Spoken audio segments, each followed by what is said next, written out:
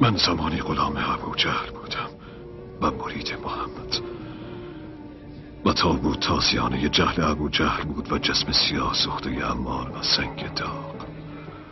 روزی به جرم ارادت به محمد و روزی به جرم ارادت به علی. میبینی مالک، به دو زبان من برای ارادتم کافی است. بگذار جسمم همیشه غلام ابوجهل باشد. وقت تلف میکنیم عمار.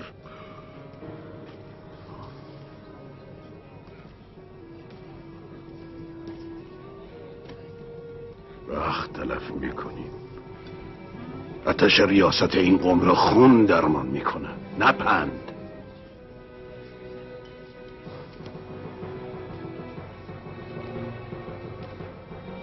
باید شمشیر کشید، باید شمشیر کشید عمار. شطور لوک آل امیه جز به ضربت شمشیر زانو نمیزند. من رفتم. مالک، از علی غافل نشو.